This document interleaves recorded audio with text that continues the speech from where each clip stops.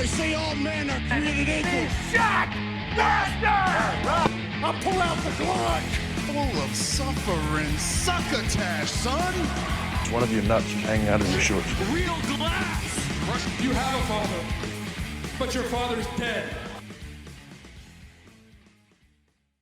Hello everyone, welcome back to the Too Sweet podcast with Lucy and Estelle, and we're here today with a WrestleDream review. So I was doing the Dynamite review earlier in the week, laid down some predictions. To be honest, I can't remember most of what I said, so let's not hold me to that. But yeah, WrestleDream was last night, Saturday night, and I mean, wow, it was stacked. My first impression is the wrestling was just insane, but I've seen some mixed opinions online. Really? Yeah. I have not been online, so I need you to fill me in on what people are thinking. I've seen, well, most people have agreed with, it's the wrestling was really good. It was really good pay-per-view all around, I think, is the general consensus. I think some people were underwhelmed by the main event. Maybe. What? I think some people were expecting higher levels of violence. What? Do you want it? What? Like, he got drowned and had, like, his fingernail ripped off. What more do people want? And it was a beautiful ending as well. It was beautiful. It was poetic. It was full. You had a Sting return. Nah, these people are just greedy. I'm sorry, you're just greedy, man. Like, It's at the that sickos. point... They just want straight up murder. Yeah, there was straight up murder, though. Like, he was drowned. He was waterboarded. Well, we'll get into that when we get into it a bit more, but that's the main sort of things I've seen on the internet, the main discourse I've come across. I've only finished it like a couple of hours ago, so I've not really been fully immersed in the discourse around it online. But overall, what were your impressions, Estelle? Yeah, I really enjoyed it. Like, WrestleDream for me was one of those pay-per-views where there's two types of pay-per-views. There's like the type where all the storylines culminate beautifully and the timing is great, and there's going to be a lot of fallout and you're really amped for it. And WrestleDream for me was one of those where it just happened. Like, it was like, oh, WrestleDream's this weekend. I didn't even realise. And then, yeah, put it on and just really enjoyed it. The only match that I had anticipation for, and that's not to say I wasn't looking forward to the matches, but the only match where I was like, well, maybe two, I suppose. Like, I was quite invested to see whether Takeshita and Okada would pick up the tag titles, and the other match, obviously, being the I Quit match, Darby versus Moxley. There's a reason why it was the main event. There was a reason why it went over the men's world title match. But yeah, the other matches were good, and it was stacked, as you say. This is my impression going in, by the way, to just outline. But I wasn't like, oh my god, the outcome of this is going to be great. I wasn't going into thinking Samoa Joe's beating Hangman. I wasn't going into thinking Tony Storm's beating Stat. Yeah. It didn't have those kind of stakes, but I think that's a testament to how good it was, because it didn't have those kind of stakes, but you still walked away thinking that was a really fucking good pay-per-view. 100%, and it just goes to show that it doesn't always have to be a make or break story with massive repercussions down the line. It can be quite simple, and I do think that the stories in this were good, but like you said, it's not like, for example, like All In or All Out, where it's like, oh, this is a big crux in this story, this could go one way or the other and it's going to be huge, the payoff is going to be huge. It wasn't like that, but that doesn't mean it was bad. Sometimes you just need something like this, a pay-per-view like this, where you can enjoy the wrestling. And especially considering the amount of injuries on the roster at the moment, I think this was a really strong showing. Yeah, absolutely. So, shall we get into the card? Yeah, let's get into it. It's got quite a few matches to run down, so... Yeah, definitely. And I also felt like the main highlight, or the main sort of theme for the night, was just a lot of tag or multi-man men matches.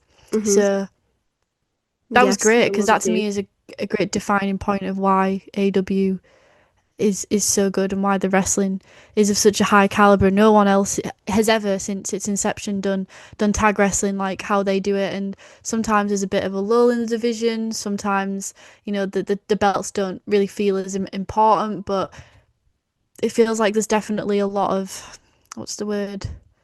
Not presence, a lot of like importance, significance. That's the word. Yeah. There's a lot of significance being drawn to that style of wrestling. I don't know whether he's just got tag on the fucking brain, because obviously the women's tag's coming up, so maybe he's just in tagomania mood. I don't know, but Yeah. definitely that was prevalent on the card. Yeah, I think because one of the criticisms we had was the tag division, and like we don't need two belts in the tag division, blah blah blah. But it is definitely building on that now, and it feels stronger. Interestingly though, that's reminded me I was talking to someone recently who doesn't watch AEW, and he said, "Oh well, I look at the cards for the pay-per-views, and there's just so many multi-man matches with no real story behind them, so I struggle to like get into it that way." And I was thinking in my head, if you don't watch the weekly television show, how would you know if there's any story behind it? But that's besides the point. I just think it's interesting that to some people, having multi-man matches is a turn-off. I don't really know why. I mean, I guess I sort of understand maybe you think it's too much or what have you, but I don't know, I just thought that was a bit curious.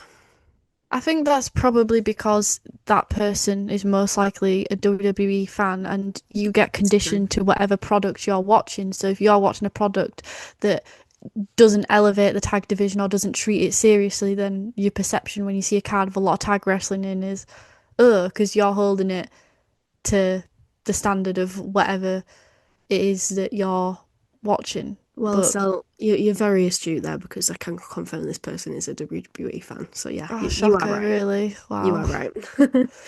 The other thing I just wanted to ask you then was, did you watch the tailgate brawl thing, the pre-show that they had going on? The pre-show for this? Yeah, No, I didn't. I didn't no, me catch it. neither. Because the reason I thought of that because there was a lot of tag wrestling on that. But there always is. Yeah, but it was just interesting because they marketed it as a whole. Oh, this is going to be an event before WrestleDream. They weren't saying it's the pre-show. It was like, oh, we are going to have a tailgate brawl match on WrestleDream tailgate brawl. I don't know. It was just a little bit different to how they normally do it. It made me think, oh, maybe I do need to watch this. I guess that was the purpose of it, but I still didn't. So The pre-shows are always really good. Like when I'm yeah, no I'm not doubt. adverse to pre-shows. Normally if I watch a pre-show though, it's because I'm staying up late. So it's like I'm going to be staying up till 1 a.m. anyway. It's midnight. I might as well just fucking put it on. Oh, there's Yeah. Jeff Jarrett. There's RJ City. Oh, there's a great match. There's the Costco guys. And There's a worth women's it. match, a mid-card women's match. It's worth it. But when it's the following day and you've got 4 hours or 4.5 hours Yeah. of wrestling to watch, and then to film this podcast, because I didn't watch it live. For me, if that's the correlation for me. Like if I'm not watching it live, I just want to get straight into it. I don't want to fuck around with the pre-show. Exactly. That's me as well because you're just like I've already got a lot to watch and this isn't really as consequential or as important as watching the main show, obviously. But I'm just quickly looking. The Riders defeated the Conglomeration. Eddie Kingston Hook defeated the Frat House. Lol. Love that they're coming back. Harley yeah. Cameron and Willow Nightingale defeated Megan Bain and Penelope Ford, and then Love that. it was what we have now on the main show, which bled from the pre-show into the main show. Yeah, and I think for me, like with pre-shows, it's if I'm watching the next day and I don't watch it live, if I hear on, because normally I go online a lot more before we film, but if I go online and I hear rumblings about a great pre-show match, then I'll switch it on. Yeah. But yeah, it did bleed over, which also was very different. That's never happened before, but it really worked. So It was cool. awesome. Like you just turned it on and the fireworks are literally starting while they're still brawling in the ring. At first I wasn't sure if it was like a fallout from the pre-show Yeah. or the whatever the hell the name of it was. It'd help if Tailgate brawl. Tailgate brawl. The words like this don't stick in my brain. Match specification. Tornado tag. I'm learning that one. I'm gonna Yes. slowly bring this into my It's like learning a when you go to someone's house and they explain like a board game's rules, and it's like I'm not gonna get it the first time. I need to hear it like 20 times. But yeah, I You thought learn it was as you really go cool, along. really cool, really exciting, and the crowd were just awesome. Like they were awesome, and they were so amped up, and it did. And you know what? It absolutely deserved to bleed over to So, the main show because it was freaking incredible, especially Mike Bailey, who truly is the MVP. He is so, so, so good, so talented. And when I was watching him, I was just thinking, you could wrestle anywhere. Like, he could wrestle in any company. And because of the way he carries himself and his style, and I'm not saying he could be like a world champion in any company, but like, just he could be a really valuable member of any roster that he's a part of. He's so, so, so good.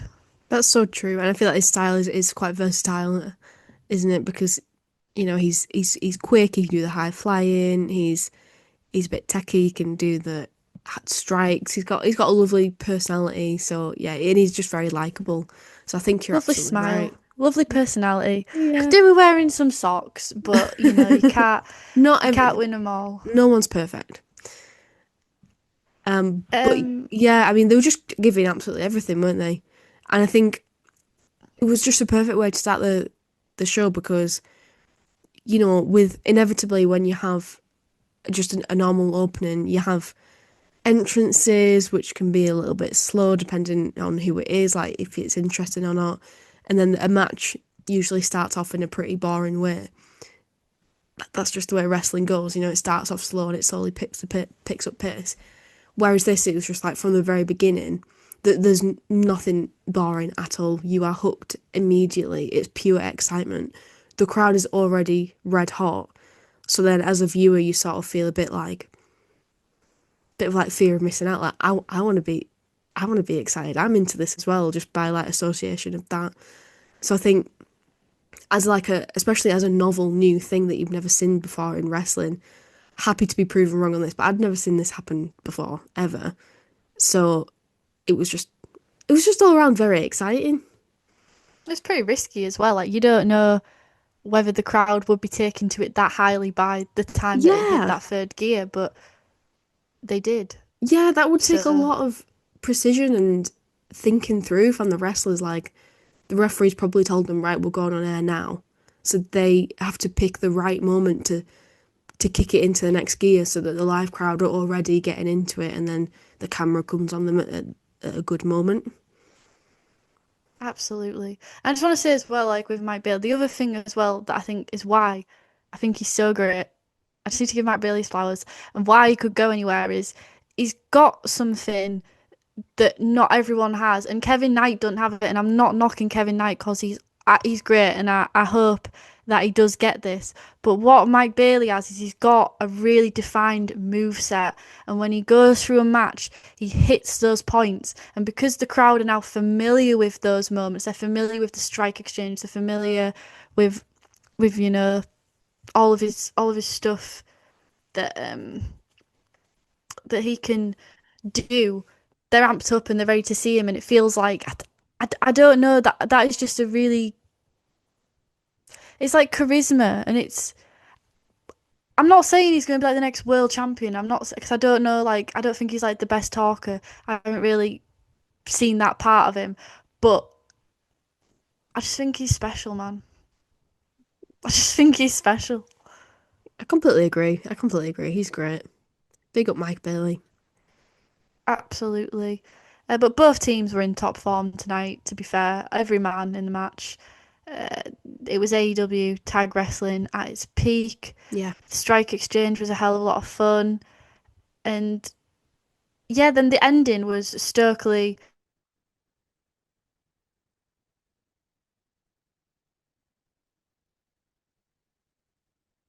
holding the ankles of Mike. And yeah, they got the free count from that. Yeah, and I mean I get it. Some people might be frustrated at that, but it's FTR and it's Big Stoke No, being I loved being it. heels and I think, yeah, I put, but I'm not mad. I mean, I am, but I'm not. Like, because it was It's yeah, fun and it's just, yeah, that's the whole point. Like, you're they're meant to be winding you mad. up in like a good way. Exactly, like, Exactly. oh, get them next time. Those Exactly that. bastards. And everyone walked away looking strong. Precisely that. I think, especially given like the build up to that moment, you had a lot of near falls and a lot of, I mean, there was a backslide that I swear the referee definitely counted three on that, but whatever. And you know, breaking up the pin, etc. So it, I feel like that kind of finish works when it is like that deflated. Oh, because they were so close, and that just it makes everyone get behind them more. It's a classic formula in wrestling. It works. It works for a reason.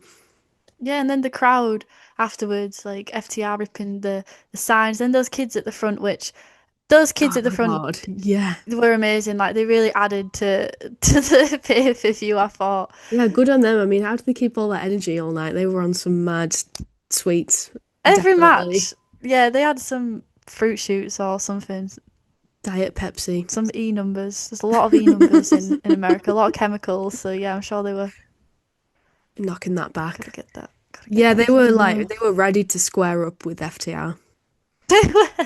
It was so funny. Oh my God. But yeah, that's the reaction you want. You got the reaction. And FTR, like we had an FTR. We did like FTR, right? We were FTR girlies way back when in their Yeah. inception days, right? Remember they came to AEW, we liked them, but then there was solid like 6 months or something where we were just like, I can't be asked for you. But now it's like FTR. You are one of my elite employees, Bandito. You are not an NPC. You are an absolute Chad. And I just love that. I love being flippant. Well, no, it's not being flippant. It's being adaptable and not stubborn and open to new ideas. I think that's a positive point of ours. It's just another reason why we're fantastic. Wow, we are the best. We are good. Also, I've just realised my name has this is no one's gonna give a shit, but I look like I've had a seizure. It's like eh. Like it was just two colons, Estate semicolons. colon E. Perfect. Hell yeah. I think that you should change your name to that by deed poll, to be honest. I think it's very on I brand. wonder if you can put numbers and what's the word? Not hieroglyphics, not symbols, Punctuation. punctuation. I wonder if that's legal. Well, you can have like apostrophes, can't you? But I don't think Can I have an exclamation mark legally at the end of my name? Can I have a question mark at the end of my name legally? Estelle. Estelle?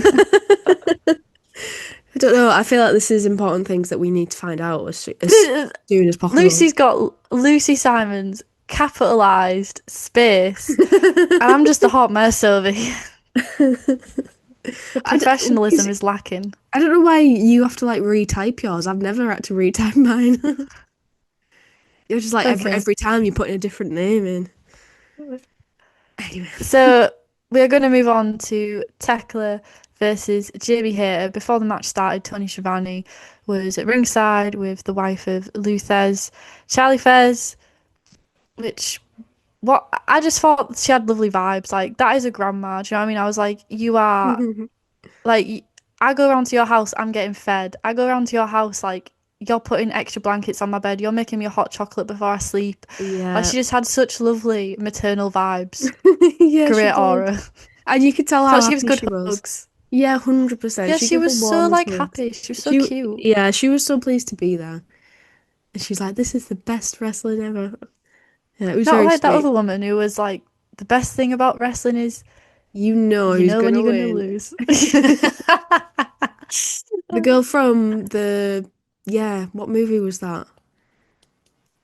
The, Queen of the Ring, yes, that's it. I never even watched which is that, did coming to you? the UK. No, but apparently it's coming to the UK. I don't know whether that means on uh I don't know whether that means it's coming to TV. I don't know what the hell that means, but apparently it's coming. I will have to seek it out. So yeah, I can't decide if it's nice to have this or if like the stakes are high enough. But there was I believe if I can count, 3 women's matches during this card. So That's right. And that there was was one pretty on the nice to pre-show see. too. Yeah, that's pretty nice to see because normally you don't get that. So I do appreciate that that's something that they're doing. But yeah, I couldn't decide whether like this was necessary. Like especially with the runtime of pay-per-views, you think if you were being brutal, you probably could have cut it. But it was still a good match. Both very hard hitting, and the crowd very invested Yeah. in both of these women. Super fun interactions with Charlie on the outside. I did think that the match suffered with momentum a bit. It never really kicked in for me. I don't know if that was like a bit of fatigue from the previous match. Like the crowd were really hot for that, and then obviously the next match, it's going to be difficult for them to get amped up to that level. And yeah, I really enjoyed it. I enjoyed Hayter's selling of Tekla's submission when she was in that Yeah. hold. Yeah. And the finish was cool. Tekla charging into uh, a lariat, and it was a second lariat that took her down and concluded the match. So it was kind of sold like, oh, Jamie Hayter, she's got on her revenge. She's taken down the toxic triangle. Aminata came down, which I loved. That was so petty. Slay Queen. But yeah, it was good. It was good, but not necessary. But then also it's more women, so I don't really know where I stand with it. Yeah, I mean, I don't really think that. I don't think that really crossed my mind. But now that you're saying it, I totally get it. It wasn't like, yes, it's a feud, but it didn't feel like, oh my God, the tensions are so high type of thing. I probably wouldn't have been mad if this was knocked off the card and was put on next week's Dynamite, for instance.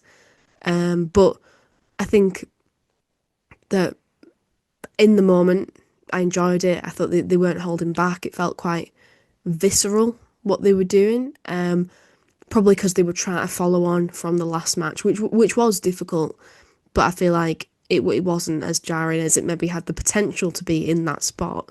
But I do think you're right with what you said about like momentum. I felt like the finish was kind of like I thought the finish was good. Don't get me wrong, but I was a bit caught off guard by it, and I felt like Tekla just seemed so much more dangerous throughout that I kind of saw her as the natural winner. To be honest, I thought she looked better than Jamie Hayter in this scenario. I don't know. I think maybe I just preferred her in general, and that was why. But I was just a bit like, whoa, okay, that's the end. I'm not mad at it, but I wasn't like like you said. I didn't pick up all that momentum and like getting really into it type of thing. Yeah, I think to your point, which I've just forgotten what your points were. There was 2 points I was going to pick up on. The second one was how you thought Tekla was the natural winner. Yeah, and a bit like Oh, the first point, right, okay, I've got it. The first point was about like, oh, this is just a feud. And I think that's the issue was a lot of this card was not to be down on it because the show was good, but a lot of the card was, this is just a feud. It's Matt Briscoe versus Kyle Fletcher. This is just a feud.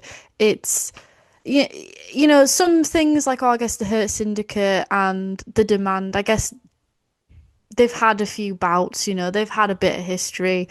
But again, it's not to a super high stick, which is fine. Not every pay-per-view can be like that. Not every match can be like that. You need ebbs and flows. That's life. That's wrestling. But I think because a lot of those were like that, that's what made this one stick out. I think it would have been received better if this was a super stacked card and not that it wasn't stacked, but like a super tense storyline ending card. And then you've got this one because then it would have been refreshing. It would have been like, oh, like this is like, just a bit of a palate cleanser. But I don't know, I think it suffered from that. And then I think to your other point about Tekla being the natural winner in the finish, I guess because she came across as so strong and so aggressive, it's like she lost because she was running into it. She ran into the lariat and then the second one. So I think the finish is quite nice. But then also I think you would feel that, and I also would feel that just because of our own feelings about Jamie Hayter. Like, we're not drinking the haterade. Like, we don't hate her. To me, Yeah. she's not a Megan Bain. I don't find her offensive, but I don't find her tantalizing. It's Yeah, like yeah. if it's a bag of sweets, if it's Tang Fastics, I'm going for the cherry, and Tekla is the cherry. And Jamie Hayter's like one of those dummies, and it's like, the dummy, it's nice. Like, Very I good. would have it. I like it, like lemon and lime. Beautiful, Oh my but God, you're making me so hungry right now. Oh my God. it's not my favorite Not your sweet. first choice. Yeah, exactly. Exactly that. And we're not saying that she's like the fried egg or out like that. She's not shit tier. No, Oh, it's that's good. controversial. I'd say the Coke bottles. If it's Yeah, like, oh, I agree. I totally agree. I just felt like that was an unpopular opinion. I feel like a lot of people really like the Coke bottles, but they're not for me. but yeah, it was fine. It was fine. Shall we move on to the next match, Oh yeah, the which was the Young books. Bucks. Oh, Bucks, the Jurassic Express, it's just aka beautiful. Luchasaurus and Free Twinks. Even though like the Young Bucks, they're old, but they're like age twinks. Twink is forever. Age And if there was a twins, twink belt, they could still fight for the twink belt. like veterans of the twink division. The twinkdom. Hell yeah. Hell yeah. And yet again they come out. It's very entertaining. The Young Bucks expenses. That's so real. Like, I'm also an overspender, so I heavily related to that because I also get paid and just It always drain it on comes. absolute shite. It might not be the casino. It might be Vinted and Deliveroo and whatever else, but I can relate. You know what I loved the most about this was just the level of fan interaction and the amount of people who had signs about it and Oh, it's um great. I think it was Nick who went straight up to someone in the crowd who had a sign saying selfie for $5 and he was like so no Oh yeah. nonsense. He was just like, yeah, right, come on, take the photo, give me the money. I loved it. Everyone All the was in. crowds handing money out. It was Yeah. so like everyone should just have like $1, which I love that about the American currency, that they have a paper note for like £1. Like, if we couldn't do that in the UK, like, the gimmick wouldn't work. Like, I'm not It'd getting a just be fiver out. weird. Yeah, exactly. If you 1p. try to give him like 1p, it just wouldn't work, would it? Is that what we're gonna No. do in Manchester? Just be well, because if you try and throw a £1 coin at someone, that's a hate crime. That's gonna take their eye out. Yeah, Can't be doing that. for real. But yeah, it was great, and again, crowd super hot, super into it. Great to see Jurassic Express together. I thought they looked incredible. I thought they still had a lot of synergy, which the books had a lot of Yes. synergy, which meant that the match itself, it was just a constant flow of tandem offense in the best possible way. And even on the entrance, though, like, we've talking about Jack Perry and his sort of dark side creeping in and perhaps Oh narcissistic yeah. tendencies. I love the subtlety of when Luchasaurus was going around high-fiving the crowd and Jack Perry just gets on the top rope and he like absorbs the cheers. It's Yeah, it's that's so so true. great. That's So so great. true. He's like not. He's like he's willing to drink in the adoration of the fans, but he's not doing it for the fans. I don't feel he's doing it for himself. Yeah, or like he's not, I think that's an element, but I think the main element is that he's using the popularity and the success of Luchasaurus and like piggybacking Yeah, off of him. absolutely. And that's cool. But then also I think the dynamics are interesting because of Jurassic Express and the books. It's interesting from a crowd perspective. Who do you cheer? Because the crowd love to boo the Young Bucks, but then the Young Bucks are really great in ring, so I think you personally can't help but pop for them at certain spots. And then Yeah. Jack Perry is a bit nefarious. So, they were really loud for Luchasaurus, but I thought it was interesting because when the Bucks were sometimes beating on Jack Perry, it felt like the crowd kind of like it's just great, like from like a psychological perspective of like the crowd, because it makes you think it's not just Good guy, bad guy. Yeah, it's not just like Mickey Mouse Clubhouse. Like when I say this, you say this. Like sometimes with wrestling, I feel like a kid again, in the Yeah, best yeah, way. Like call and response. Like when you watch like Dora the yeah. Explorer or whatever, or like a pantomime esque, which is what wrestling is. And Yeah, especially when absolutely you're it at the is. show and you're like, "Boo, you suck." But this like makes you think. I'm like, who sucks? Like really, On a deep who is the level, sucker? who who is the sucker? Yeah, 100%. Also, as well, I think Jack is really leaning into this. There's something about his facial expressions, the smile on his face. It's not a wholesome smile. It's more like a smug kind of smile, I feel. Yeah, yeah, absolutely. Uh, Jack Perry using the sign on Matt. That woman, she was loving her Brilliant. life, living her And best life. I think Tony Schiavone said on commentary, she will remember that for the rest of her life. Damn right. Damn right she will. Hell yeah, that's magic, baby. That's the magic of wrestling. Yeah, I loved the assisted Hurricane Rana with the cutter on Nick. I loved the double Oh my German. God, yeah. Nick hooking Jack Perry over the rope and Matt with the super kick. And it's the subtleties of the tandem offense which the books always have down for me. It's just the synergy that they have, and it's it's that was so the thing about the books, this sequence is so beautiful because it's not always just a massive show of strength, right? So like when you see later on the Hurt Syndicate match and Shelton Benjamin does the German to the outside, and it's like whoa, and obviously that spot was fucking incredible. But then with the books, you get these little tidbit moments, little punchy moments within the match of just greatness. But I feel like it's so overlooked because they're so smooth and so fucking good at doing them. Yeah, 100%. The, they're just perfect at timing. That was the main thing I got from this. Like the timing and positioning. Nothing's ever looks like forced. Nothing's ever sloppy in this match at all. It was which the level of complexity that they're doing, like the huge spots. There's no errors at all, and I think you can easily take that for granted and just watch it and just enjoy it, and it is great. But like when you deep it a bit, you're just like, God, it is quite remarkable. And you're right, it's the little things rather than the like you said, the big power moves or things like that. Yeah, just constant crazy sequence after another, and just fun, non-stop fun. Yeah. The package pile drive with the stomp, Nick then performing the tope, Luchasaurus, choke slam, the moonsault, and then Jack Perry doing the destroyer off of Matt Jackson's back. So good. Talk about timing. So, so, so good. Hmm. Yum. Yum. Delicious. Absolutely. Love We're it. eating. We are eating. They are serving, and we are It might eating. just be my spot of the night. Or maybe that, or maybe Shelton Benjamin's German. To be fair, was really sick, and it's always great to see Claudio Castagnoli throw Darby Oh Allin my into the God. comms desk. But That's mine, this spot was 100%. definitely up there for me. Nothing beats. Nothing. You say nothing beats objective. Oh my God, I'm gonna put that on TikTok. Sorry. Just That's such a good.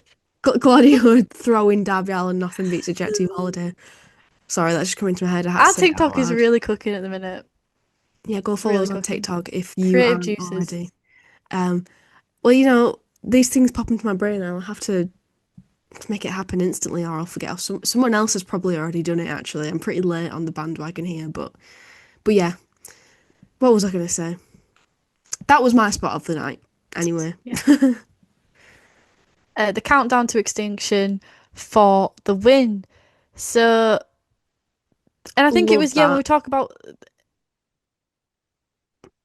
questions about Jack Perry and like his alliances, and he kind of goes over to the bag and he's got the money, and it's like, does he want it for himself? But then there was a really interesting part where he tries to help the Bucks up and he tries to give them money, which, if you want to really deep it, which I did, on a surface level, you could be like, oh, well, maybe he is good. Maybe he is trying to, make amends. Maybe da da da. But then the way I saw it was he was almost provoking him, like All instigating right, him because okay. he knew that they'd like bite. Because I just don't believe that. denying out his character like that. I just don't believe it. It's interesting to think because obviously, um, the Callis family then went on the attack, so we didn't get to see what would Yeah. have happened. Would if they took the money, then what would he do? Like, would he just use it sort of as like a leverage thing, or yeah, I like what you said. That's it's interesting. It's not. It's It's power play. probably yeah, It's exactly. power play. They took him under their wing, and now it's like rubbing their face in it, like, oh Yeah. look, and now like, you know, It's rarely going to be as simple as he is actually he's a really good guy. nice. If my brother in Christ, he's carrying a knife down to the ring every fucking time he wrestles. Yeah, That ain't babyface behavior. You and, cannot and convince me. I know, right? And the way he was dressed, like Oh, he looks so he good. looked like a hunter, like he'd He killed looks a so bear good. and then was wearing its pelt as a jacket. Some good shit. 10 out That's of good 10. shit. But yeah, Josh Alexander, Lance Archer, and Mark Davis, who I forgot he existed. Like, I genuinely forgot that man just existed on Earth. I was like, whoa, yeah, you are a person Yeah, I was confused in on the Callis Dynamite. family. I was confused on Dynamite when he turned up. I'm not gonna lie, I was a bit like, oh yes, you, that Yeah, guy, you're that alive. Australian guy. Yeah, beat down Jack Perry and the Bucks walking away with them. We had Kenny Omega coming down. Um, I need to move this so I can read my writing. And yeah, then Jurassic Express were able to get up and level out the odds, and they basically was finishing or cementing, I suppose, the burying of the hatchet. Like the hatchet is well and truly buried. But then again, because I'm so Jack Perry focused, I was like, ooh, like Jack Perry must be walking away from this thinking I've like because he's like in my head, right, in my canon head, right, he's a mastermind because like he went in to provoke the Bucks with the money, but the outcome went even better than he could have imagined because now he looks even better, and he's Mm, got Kenny Omega like yeah, coming out and fighting for him, so his ego must be like in overdrive right now. But what's going to happen is Jack Perry's going to get cockier and cockier and cockier, and he's going to get overconfident, and there's going to reach a point. Oh, I really like it. I really like it. yeah, exactly. It's gonna reach a point where Luchasaurus is like, what the fuck? What am I getting out of this, you little shit? And it's yeah, it's great. It's great. He's playing it so well. Like I said, he's just got this look on his face, this disingenuine look on his face. Like I am not what I'm presenting myself to be right now. Just smugness about him. I love that. I love that he stuck to his guns and that he didn't go back to like what everyone wanted. I love that he's evolved because I've loved him for so long and I've always thought he has so much potential. Yep. So I love that. I love how all my faves are just living the best lives, like the Young Bucks, like people paying some respect for the Young Bucks. Takeshita, Long time coming. IWGP champion. Can we talk about the Zack Sabre Yeah. Jr. match? Holy shit, like all my faves are getting justice, and that's how it should be. That's how it is when you just have correct opinions all the time and you just pick all the right wrestlers. I just need to be So true. clear to people, I am being sarcastic. Oh, I'm not. I am not being sarcastic. When you have tastes like me, It's what you deserve. can't go wrong. Absolutely. It's actually me because I'm so egotistical. It's actually me choosing to have them as my favorites that I'm like imparting like a manifestation on them for them to be Yeah, successful that's so true. because That's I'm so their true. fan. But Yeah, without me, auraless. without my support, it's like Bandido. You know, I want a Bandido fan. Now I'm Bandido fan. And look at him now. Okay, so hey, the Tornado Trios match, which yeah, the Demand versus the Hurt Syndicate. So, do you know what a tornado tag team match is then? Because you mentioned this I earlier. do, I do. It means when it means there's no tags, Correct. That is and right. but you have to pin them in the ring. That's right. Yeah, that's right. I had to learn So this year yeah, for commentary. I was like, what? I'm saying it's but tornado tag rules, and I didn't know what it meant. So That's literally just the Lucha Bros. Like that's all they did. Like they were playing by tornado tag rules all the time. Because Penta never knew what a tag in was. God bless him. But yeah, this was a match. This was certainly a match. Like not going into it, it's not like massive ramifications are going to come from it. There weren't ramifications in the way it ended.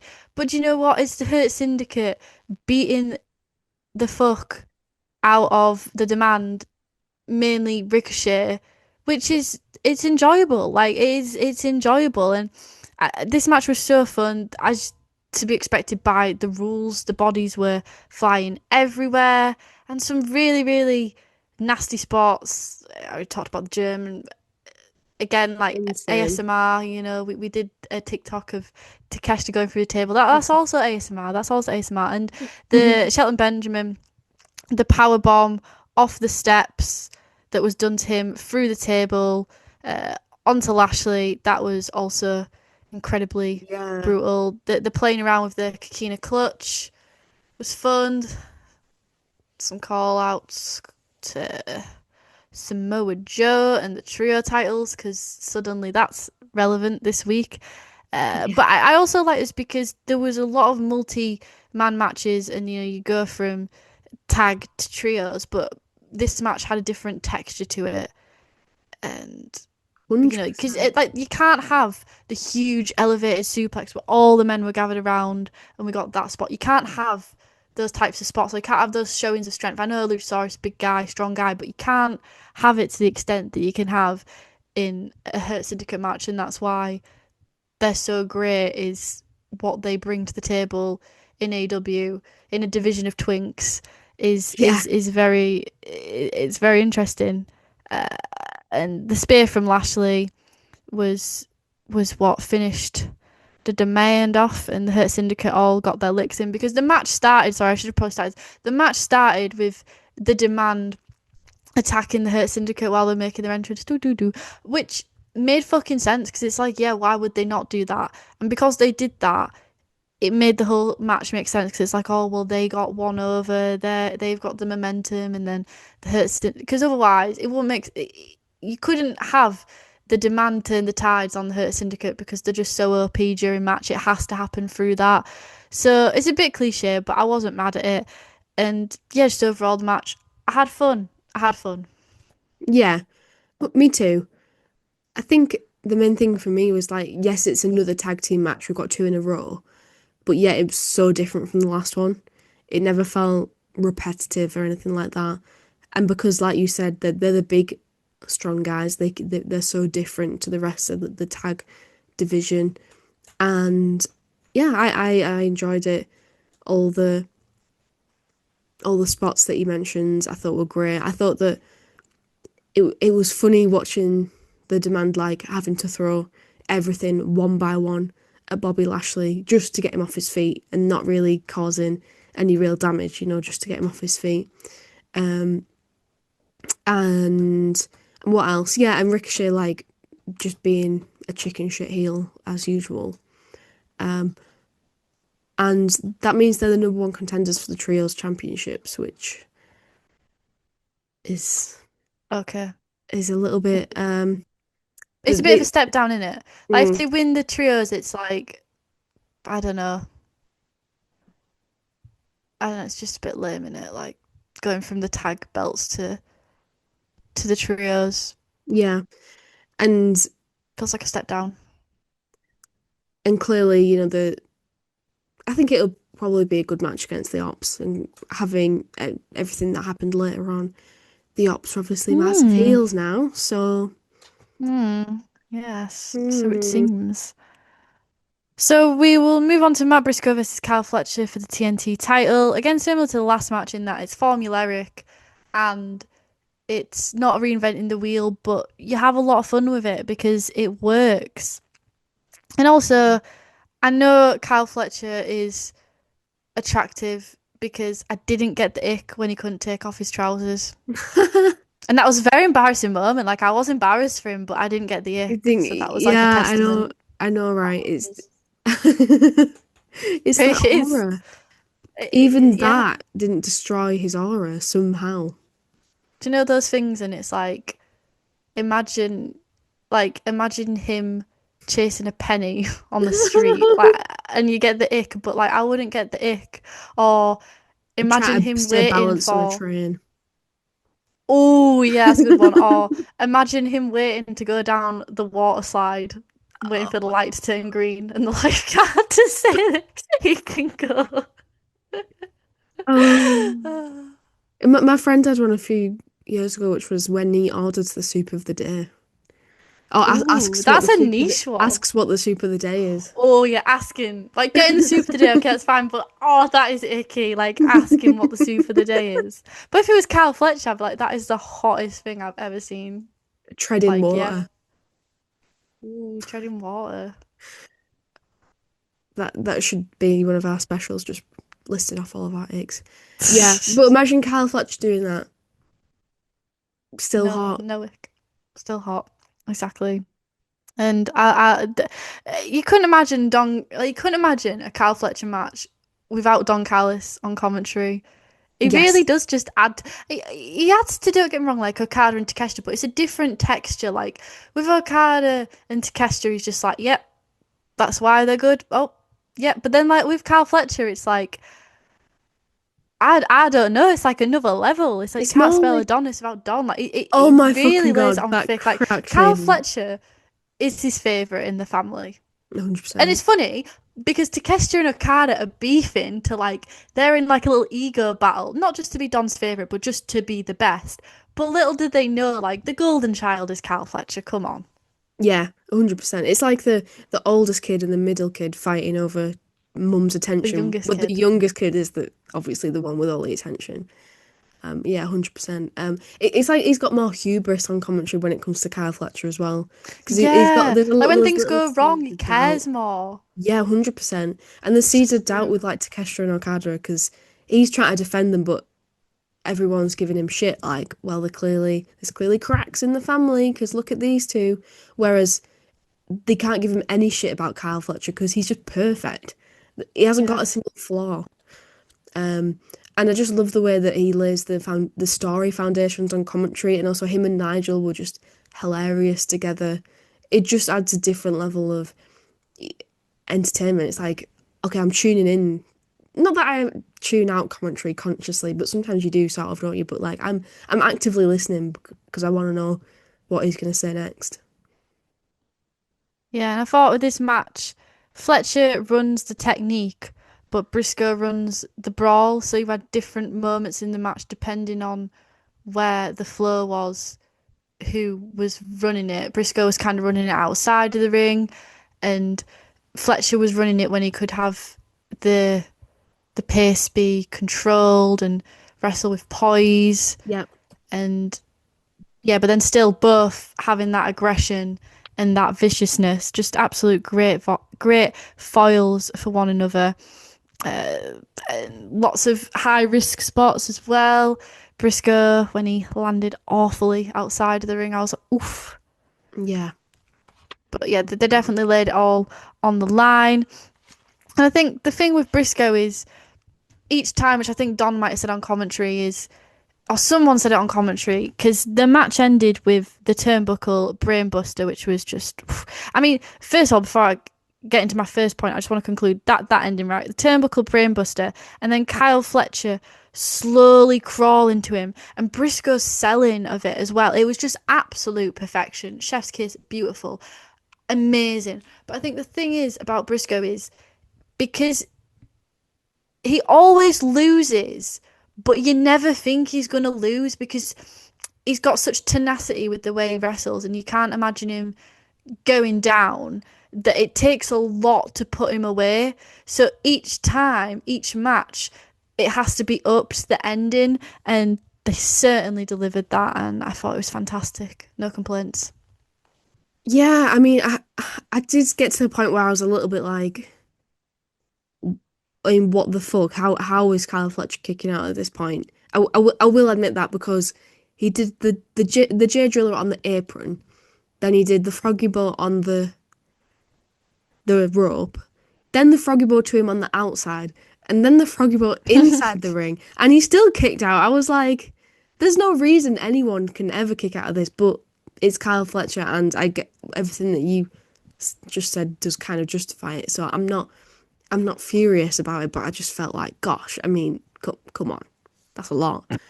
And then, but then I think the way they followed it up was great because Fletcher then did the low blow spot, didn't he? And everyone Yeah. thought that was it. And I would have been genuinely angry if it was, but then I guess that's the point.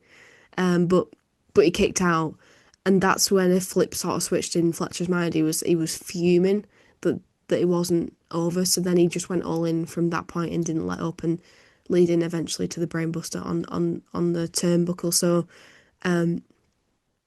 I just in the moment found it quite like crazy that he would kick out of all those things. But like I said, I'm not mad about it because in context it makes sense, and just the way they followed it up was effective. Yeah. I think going forward, Kyle Fletcher, what will be interesting is at the moment, a lot of his feuds have been, and I'm not disregarding his opponents, but it's been very big fish in a small pond because Yeah, it is a mid-card title. It would be really nice to kind of see a competitor go against him who not is more high profile because, Briscoe's quite high up on the card now, especially post MJF feud, yeah, but someone who because at the moment, the people he's going against are matching his viciousness from like a babyface perspective, from like a fired up perspective. I'd like to see him go against someone that will really push him, similarly to how the match dynamic was with Joe and Hangman. I want I want a really like big, explosive, like challenging feud for him in the coming yeah, months. yeah, 100%. I think he would thrive in that situation, and something that can Because he's breathe like a lot more. established himself.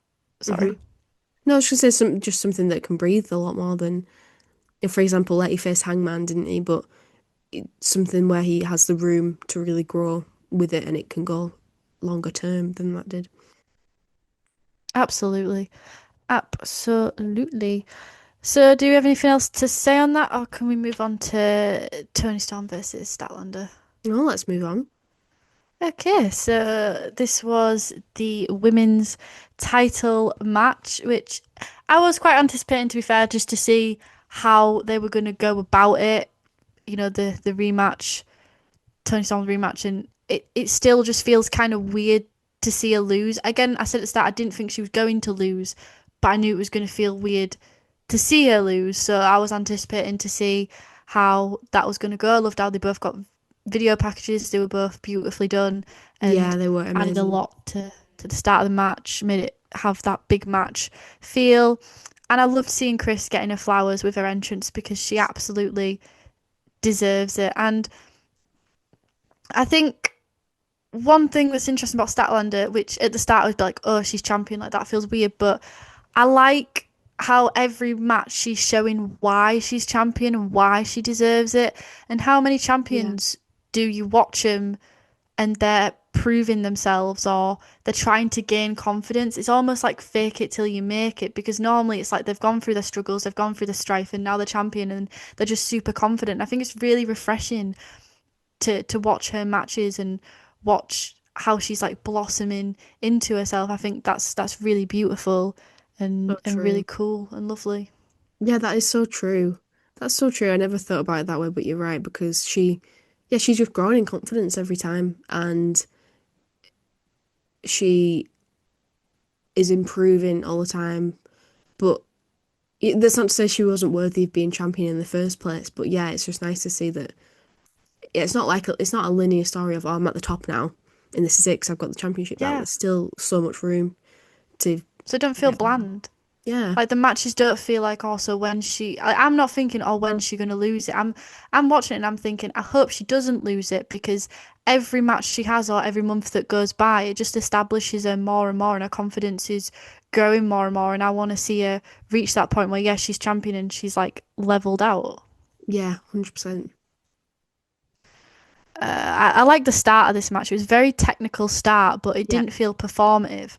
Now, normally when you get these big matches, big match feel matches, You get the slow picking apart technical part of the match because it's going to run quite a length of time, and Mm, it's just the done thing in wrestling. And sometimes it just feels like this is something we need to just do. Like we mm. need to do some wrist locks, we need to do some, I don't know, we need to do some holds and shit. But it never felt performative because it No, it always felt didn't. like for this match there was a cerebral element to it in trying to prove. That's why I would say this match was, it was the ring psychology of it was trying to prove themselves. Toni Storm was trying to prove to herself. It's not about this match is not about Chris Statlander trying to prove to the fans, or Toni Storm trying to prove to fans, or Toni Storm trying to prove to Chris and Chris trying to prove to Tony. It's about them trying to prove to themselves. It's Yeah, about so Toni Storm trying true. to prove that she is timeless and she is all these things she's been telling herself, and that she is a great champion, and she didn't just lose on, she lost on a fluke, right? Like she can win and get Chris's number any day, and Chris is trying to prove that the opposite, that it wasn't a fluke, that she has the strength and the capability to be a great champion, and this is where she belongs. And so you've got this beautiful chemistry running throughout the match because of that. That's again so true. Yeah, it's a different it's a different, just completely different dynamic to, oh, I dislike you, or you don't believe in me. It's more like Do exactly I what you believe in said. myself? Exactly that. And so I think because of that, they were both so rootable.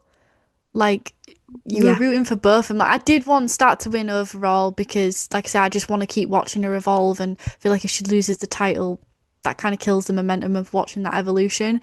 But also, like I said, I was intrigued by this match going into it because I didn't know what it was going to look like to see Toni Storm lose. So because of that, the investment on both sides for me was very high. Yeah, me too. I also feel a lot of sympathy for Tony Storm. Um, and you just, y- it's like, we, but I'd feel more sympathy for Chris if she ended up losing. It's hard, isn't it? It's like trying to balance these two, and there's a lot of emotional investment in it. Absolutely. We had Storm kicking out with the seatbelt, which I loved Yeah. how she scouted that, and how Stat scouted the Storm Zero. Oh my Again, trying God. to keep one up of on and When she like sort of reversed it into a drop kick and like landed, like bounced off her head and then into a drop kick, that was insane. absolutely mad. And that, what the hell was it that she did like on the apron where, I don't know what you'd call it. It was like almost like a gymnast move. There's a word for it. Do you know what I'm talking about? She was on the Um, apron and she yeah. swings over and then she like hits her. I can't remember what you're on about, to be honest. What did, I can't no, you picture have to it. remember what I'm on about. She's on the ring apron, right? And Tony Storm's on the floor, and Chris Statlander like Oh, jumps and like flips. Like she swings one leg up and like she goes like over herself. It's insane. oh, yeah, yeah. I know what you mean. I think I remember what you mean now. Did she Yeah. sort of, was she going forward and then go sort of backwards? Oh, was she? Yeah, like she Yeah, kicks up to like get momentum and then flips herself over, but she lands outside. yeah. I That was mean, cool. they were pulling out everything, Absolutely. everything It was from the the arsenal. Saturday Night Fever that closed in the match, though.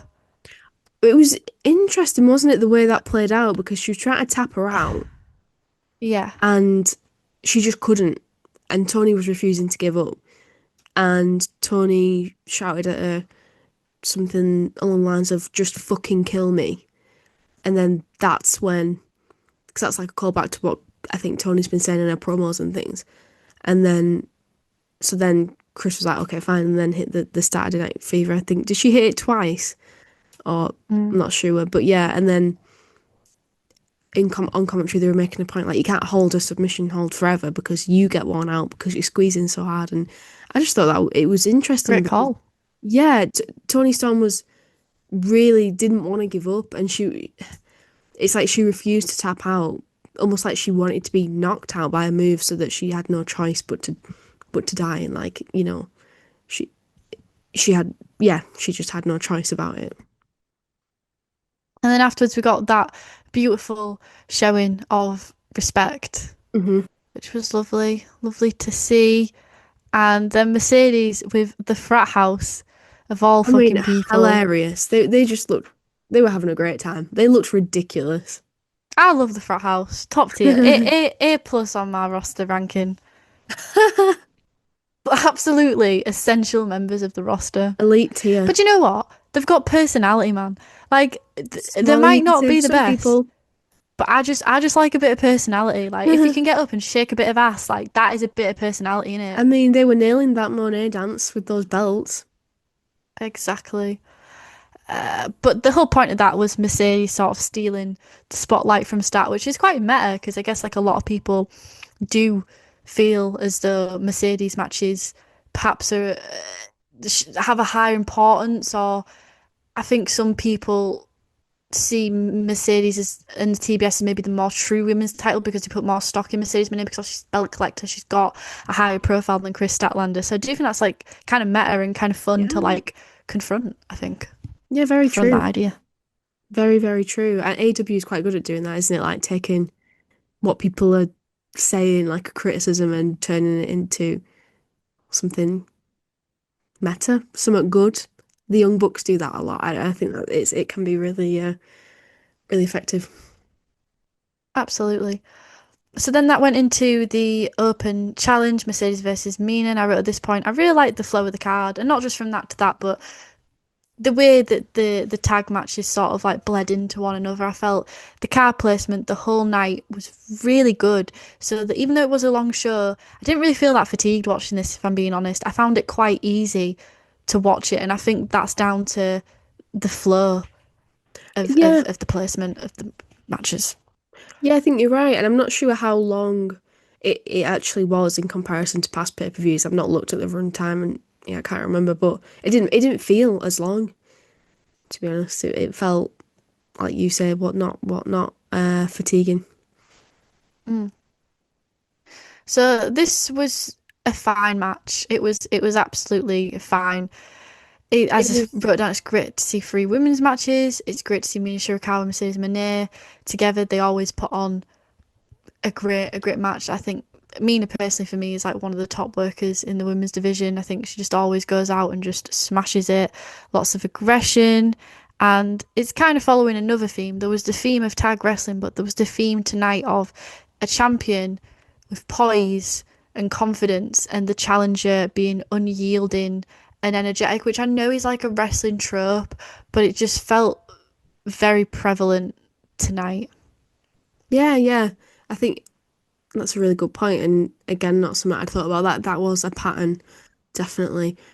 I think the interesting thing with this was that, it wasn't announced.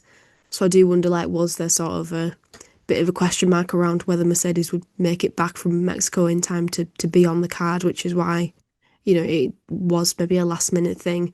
And I think there's something to be said about Mina being that reliable person who you can put on a pay-per-view at the last minute and she's going to be absolutely fine. And these two are going to put on a banger of a match, no matter what.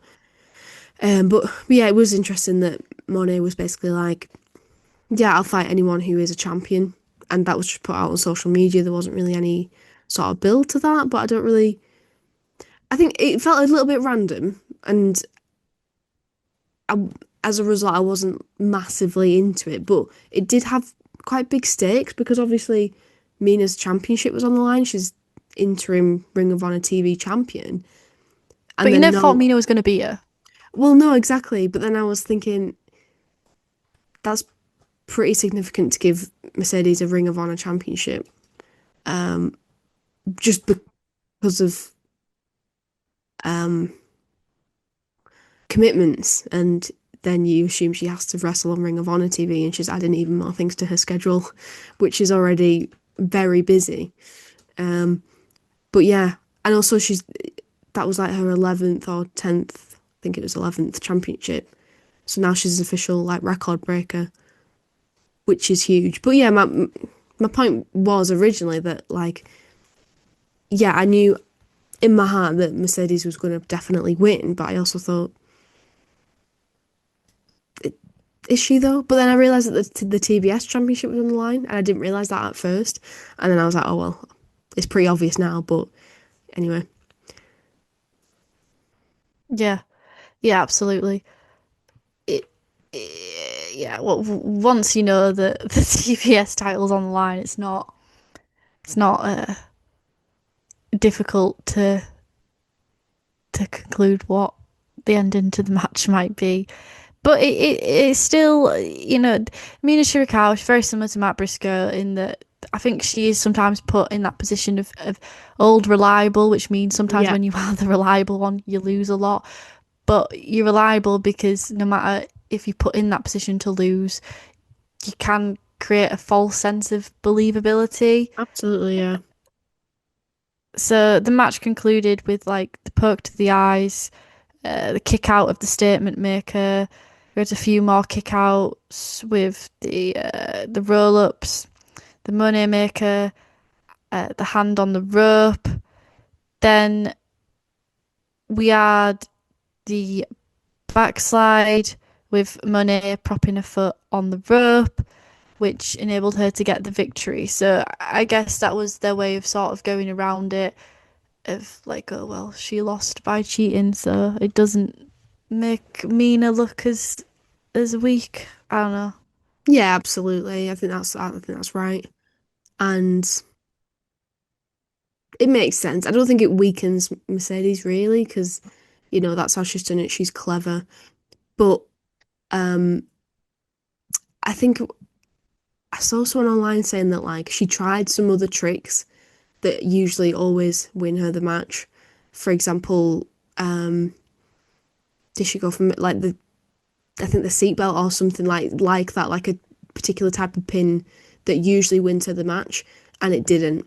And so the further she gets into all these reigns with these championships, people are going to pick up on her tactics and flaws. So then she's going to It's a have to great call. resort to other things, um, and eventually she's going to run out, and people are just going to have her figured out, and that downfall is inevitable, and that's going to be when it really gets interesting for her character. But I do just want to say, like, how fatigued Mercedes must be. Like, I know they were saying it on commentary, like, she's literally just got off the plane today from Mexico. She wrestled yesterday in Mexico. She must be so freaking tired. And you just can't tell watching her in the ring. Normally, sometimes wrestlers will say, if I'm jet lagged, usually that's why I botch, or like it might be a bit sloppy because you're tired and you forget things because that's a natural side effect of being tired and not getting enough sleep. But you just don't ever get that with her. And it's crazy. She's wrestling around the world, and I you never watch her and think you look hurt, you look washed or anything. It just Yeah, seems true really smooth. professional.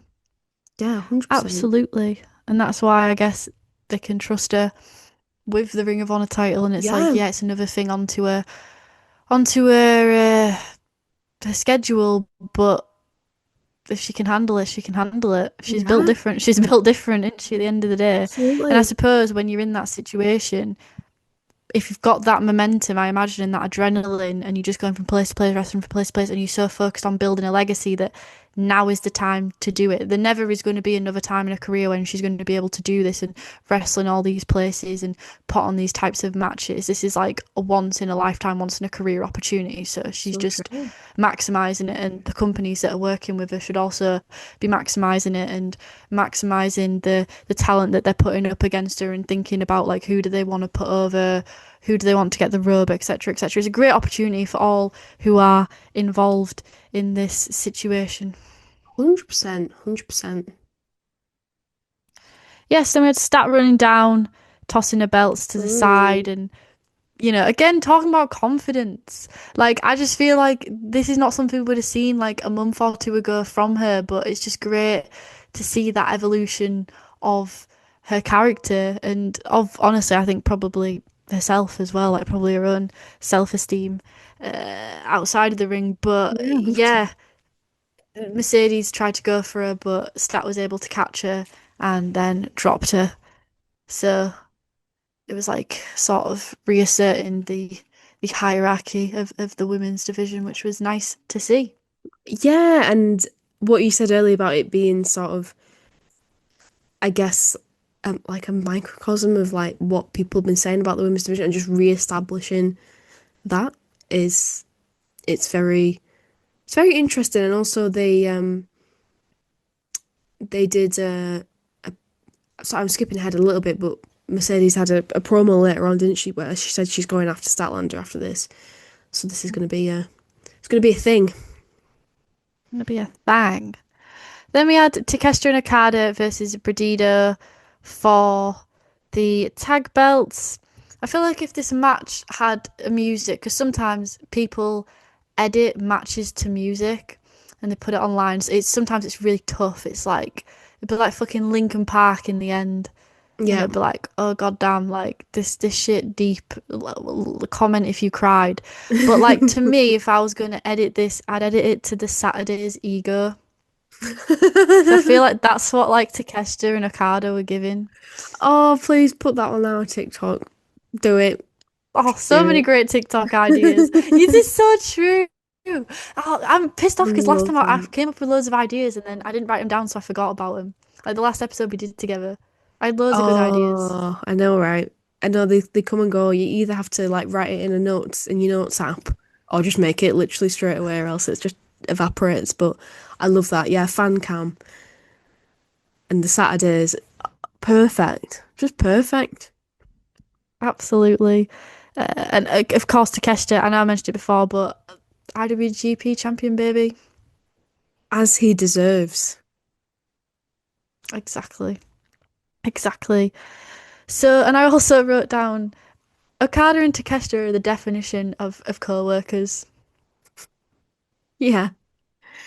Yep, that is entirely accurate. It's a collaboration of convenience and nothing more. Yeah, and I loved how they play the disconnect. I loved how they played into it because it seems like Okada has the bigger ego, which Okada's always been very egotistical throughout his whole career. It's like his hubris, right? So it feels like he enjoys and plays into the Discord more than Takeshita. Like that point where he accidentally gave him the Rainmaker and he's kind of smirking. Yeah. But Takeshita feels the tension and feels himself like Chris Statlander building up potentially.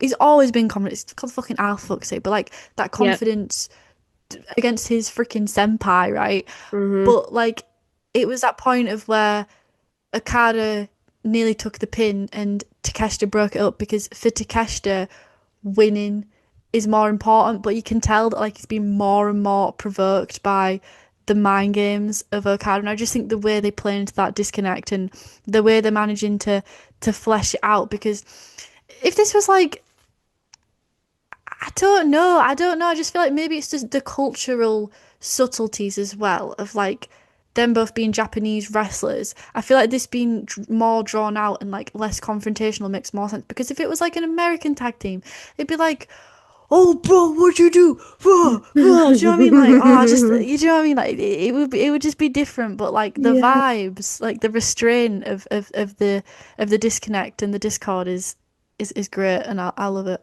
It's like passive aggressive, isn't it? It is very much like co-workers. It's like you're not really allowed to just have an argument with them or even just fight them in the middle of the office. So it's kind of like it's the snide comments, it's the little things that sort of fly under the radar a little bit, and you can sort of work together on a project, and you just get it done. And your boss, aka Don Callis, is just stood watching, and he's just like, "Oh, it's fine. Look at these two, aren't they great?" But I love your point about yeah, it affects Takeshita more because Okada's got more of an ego, and also maybe he's got. It's interesting to say that I would say he's got less to lose than Takeshita. Obviously, he's Okada's got a championship as well, but I mean, just It's sort more of into established. yeah, exactly that, exactly yeah, Exactly. And then, there's a great parallel for Brodita, who are the most besties. besties, brotherhood, ride or die, so wholesome. Yeah, Like, great contrast between the two teams. I really enjoyed Bandito when he did, well, Brody King kind of assisted him with the moonsault off the top rope to the outside ring, and it's just stuff like that where I think, how do you get such a precise landing. It's similar to Yeah, it's Claudio crazy. and Darby Allin when he threw him into the comms desk. Like, how how do you do that? Like, how do you land it so well? I don't Yeah, understand. I have no idea. I don't know Because how I you feel know. like Claudio, if he wanted to, he could launch him all the way into the crowd. Yeah, there's a lot of precision on that. It's not just he's throwing him as hard as he can, even though he's obviously throwing him really hard. It's spots like that that it's like how do you aim your body that how do you aim another person's body to it makes no sense. Physics. It's just find the laws of physics. We also got the Macarena, I which I made me said very I happy. said we would. I said we would on my review of Dynamite. I said I called it. Absolutely called it. I knew it was going to happen. Hell yeah. Satisfying.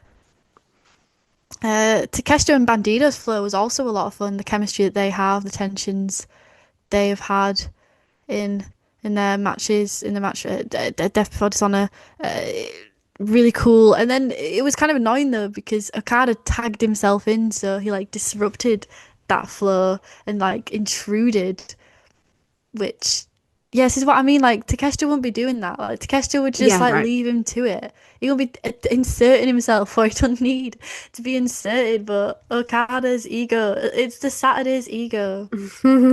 You need to have It a sit down with your ego. it reminds me of the Don Callis birthday party bit they did on Dynamite this week where Takeshita had like a video and he was saying, "Oh, I'm really sorry I can't be there, Don, but I'm going to win the IWGP Championship for you." And then Okada turned it Oh, off.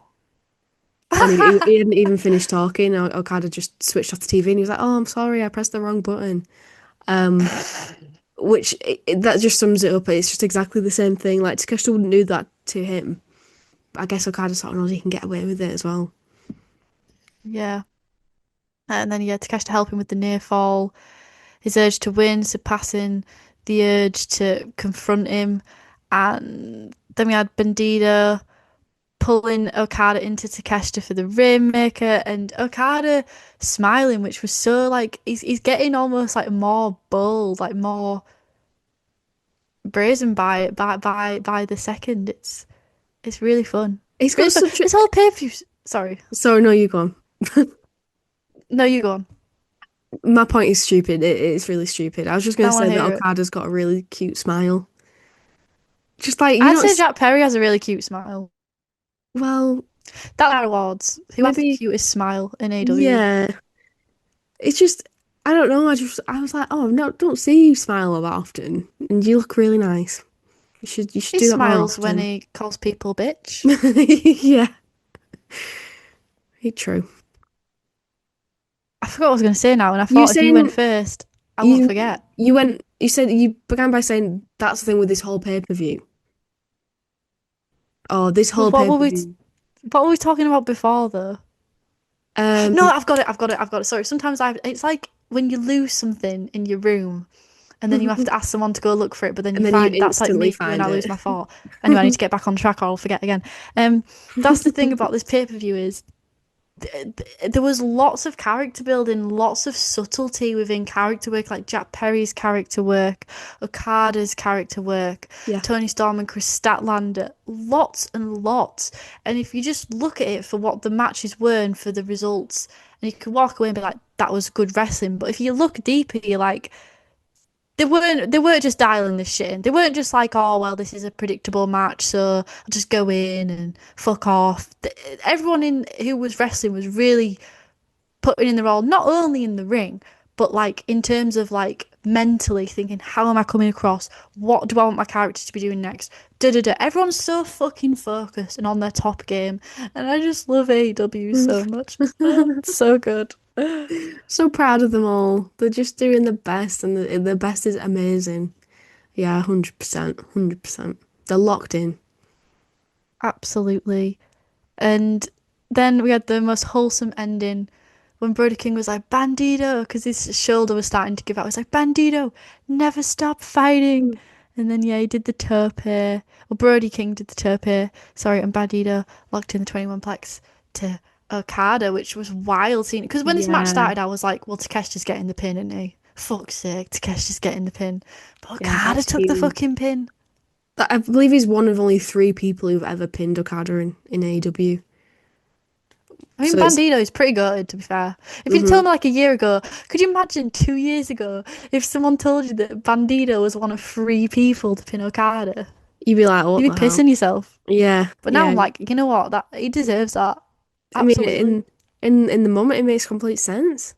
And also the fact that Yeah. he did that 21 plex with one arm, and it wasn't like one of those gimmick things where you say he's got an injured arm and then he does a fucking blue thunder bomb with two hands, and commentary's like, he's only did it with one arm. Like you could literally like he lifted him up with one arm. It was really impressive.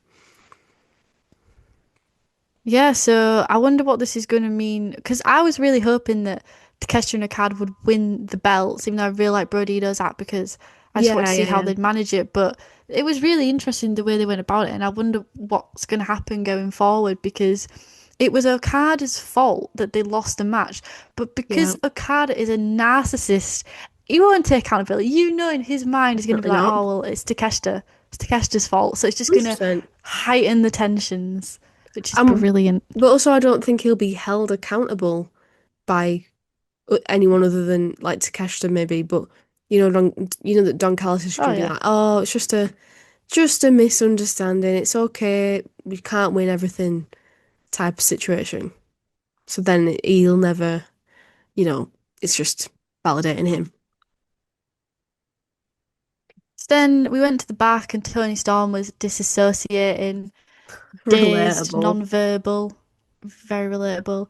And then Mina Shirakawa comes and pouts with her, and I thought this was definitely setting up for the faction of they've both lost their belts, so I can see Yes, so him sort true. of becoming the underdogs of the new women's tag division. I can absolutely see him teaming up and trying to get some redemption for both of them. Absolutely. Yeah, totally agree. Sometimes you just need someone like, a bestie will just sit next to you and be sad with you if you're not trying to solve a problem. Just be sad together and So go on to true. bigger and better things. So true. Sometimes you just need to crash out Hmm. together. So then we had Samoa Joe versus Hangman, which was interesting. What do you think of the match placement? And especially since now we've had the chance to watch the I Quit match, which was the main event, do you think it was the right call? Yeah, I do. And I know that I forgot to talk about it in my Dynamite review, and someone commented about the match, how the card was going to shape up, and I was annoyed that I hadn't mentioned it because I do think it was an interesting talking point. And what we'd said in this conversation in the comments was Moxley and Darby should go on last because it's got the most tension behind it. It's got the most anticipation, so that should naturally go on last. And so in practice, I think it worked out. It worked out well because you probably wouldn't want to end the show on that angle that this match ended. You probably wouldn't want to leave it Yeah, agreed. on that note. And in general, I think that that the emotion and the high levels of intensity of John Moxley versus Darby Allin deserved to go on last. I think it was the right decision. Absolutely. And there's no way it could have followed it. Like the Exactly. finish to it was perfect. The last thing you see is Darby Allin holding up the AEW flag. Absolute perfect ending Yeah. visual to the show, but also just how taxing that match was. There was no way this could have followed that. So normally I am a stickler for the men's title or the women's title main eventing. I think it always should, but in special occasions, There's an exception to every rule. there's an exception. Exactly. So yeah, this match was really enjoyable. It delivered what I thought it was going to deliver. Hangman at his best, impassioned and fighting for what he loves, which is when we get the best out of him. And Joe always feels like such a unique competitor and challenger. He always brings out the best in his opponents, firing up Hangman. I thought the blood in the mouth of Hangman was a great image and almost like metaphor for the match. You can't get the taste of blood out of your mouth. It's like that taste of blood in his mouth is like reminding him. It's like a wake up call almost of not that he has been sort of skating by as world champion, but that like yeah, people are coming for the title and people are going to want to come and knock him off. And I thought this match was really cool because there was very little moments of reprieve. Joe was constantly on Hangman. It wasn't a match of high-flying moves or being outside the ring. He was just on him 24/7, no time apart. Super high moments of tension, especially in the Coquina clutch. Because to me, what I couldn't discount was, yes, it would be shocking, but I couldn't get out of my mind that Joe is a past AEW champion. So he does have what it takes to beat him in theory. And I really liked the finish, which was the 3 buck shots to take him down. I thought that was a fantastic way to end the match. The Ops helped Joe up. There was a handshake and hug. I thought that was perfect. And then we had the Ops beating on Hangman and hitting him with his belt, and the Ops heel turn, which I'm not a fan of. You're and not a that's fan my of. overview of the match. Expand. Why are you not a fan of it? I just think it's just reactionary. It's short term dopamine hit. Like, it's not long term. There's no. I think, why turn the Ops heel? Like, I get turning Samoa. I don't know. Like, I think I was really liking the dynamic of the fact that Samoa Joe's in the Ops, but he came in and he was quite heelish in this match until he lost, and then he gracefully accepted. And I thought that gave him more edge and more complexity and more of a layered character than just him throwing a tantrum and turning heel and the Ops joining him. And, like, to me, there's enough heels, there's enough pissing heel factions. Yeah, For there is. fuck's sake, don't need any more heel factions. It's just to me, it was So just fucking lame. true. I'm sorry, it was just lame, and it was better. It was like there was enough.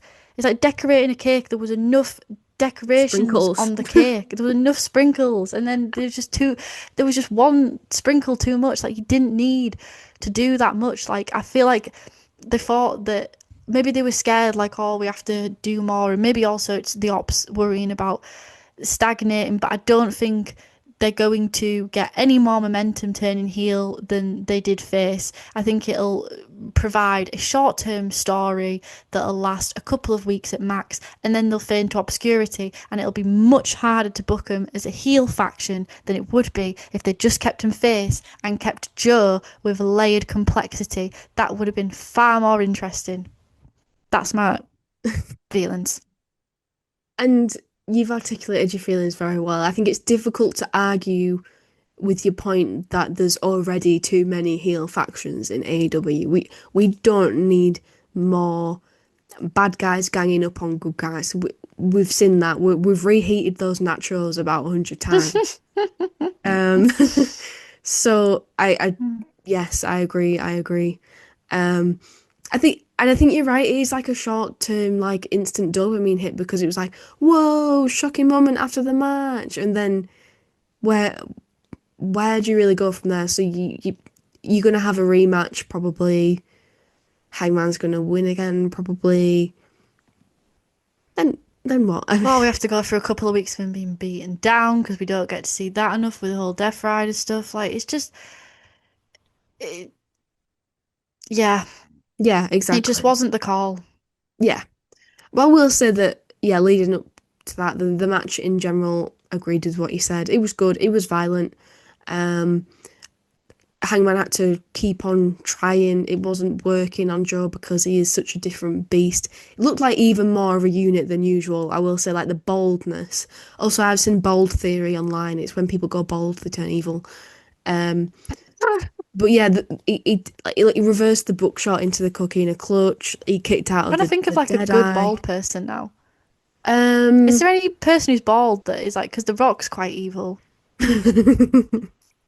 Stone Cold Steve Austin, Pretty evil, depends who you moderately ask. evil. Yeah, Moderately evil. Unless he's like with his chicken and his cats, then he's like pretty wholesome. pretty wholesome. But, like, is there any, like, truly good bald or Pitbull? Pitbull, the only one. You should do Sorry, I totally broke a your flow. chart of evil, like good, evil, and bald people plotted on the chart. There's an independent wrestler called Vusic. He's not evil. He's very nice. He's very good. Yeah, I'll think on that. I'll think on some more. What about Shelton Benjamin and Bobby Lashley? They're bald. That's true. I do feel like they've got like a bit of mischief in him though. Yeah, Like I won't look at them and be like they're 100% good. Like I feel like they can be bad if the situation called for it. that's very true. Like out of Yeah. kayfabe, I feel like I could see him like being like quite vigilante, not in a massive way, but like I could just see him Vigilante. stepping up for what they believe in. I don't know. I don't know what this conversation is, man. I don't know. Let us know your bold theories in the chat. Bold. So what was I No, we saying? need to. Sorry, we need to do a Go on. video. You know, on TikTok, people have like stupid theories. It'd be like dating theory, like taxi cab theory, and Hmm. just whatever theory we should come up with for the 1,000 subscriber special or Christmas party special. Wrestling theories that are like jokes. Yes. That Right, would be write such that a good down. Write video that idea. down. Yeah, I Wrestling do because I forget that shit. theories. There we go. It's written down. Um, but yeah, Joe kicked out of the Deadeye. It was a really near fall, and then he wouldn't go down with the buckshot. And like you said, it took 3 times to get him down with the buckshot. So overall, that story was well told, and I don't think Joe looked weak because of it. And then he decided to lose his shit afterwards, and it was just a bit like, oh, Hangman has even less friends than he did before. Great. Yeah. So then we had Money crashing out, which we already touched upon, and then we're going to go into the I Quit match. So yeah, we're going to unpack this this match. So it's just This fight, this brutalization of Twink. Twink Death, as we dubbed it, Twink Death Theory. Yeah. Okay. So to start with, I was quite surprised that it started in the ring. I was anticipating that Darby was going to come out of nowhere and attack Mox, but he didn't. But I really loved Darby's energy to start with. I loved the stare down that he gave him at the start, and then that he just came at him full force, all of his anger, following Wednesday, all of his resentment built up towards Mox just coming at him. And then, as you say, we began to watch the brutalization of Darby Allin, choked out with a chain. And I think probably, yeah, probably the worst spot I think was the skewer, where he had him on the steps and he was digging it under his fingernail. I don't know if he actually ripped off his fingernail and then biting it and stomping on it. And to me, that was the spot that made me scream the most. Yeah, and yeah, me too, probably. And it's because, I think I've said this on the podcast before, it's because you can imagine what it feels like.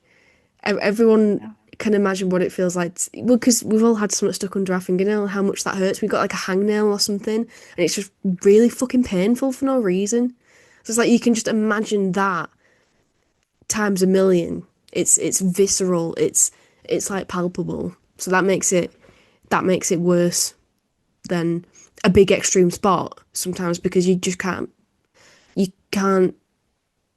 um you just can't imagine at all what that feels like, whereas this is like more real.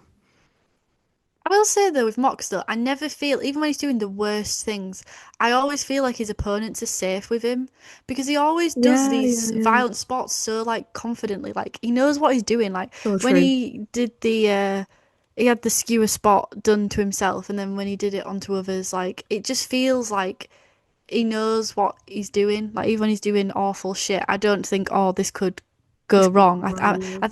I think this is going wrong in the way that it's meant to go wrong, and it always feels like controlled. Whereas if Darby Allin's doing like a spot, I don't feel like I don't know. I just feel like I don't know where we're gonna go. But with Mm. Mox, even when it's the worst shit imaginable, I just feel like because he's been doing nasty shit for a very long time, so kind of an expert He has a in it. duty of care, and I feel like he takes it Duty of care. seriously.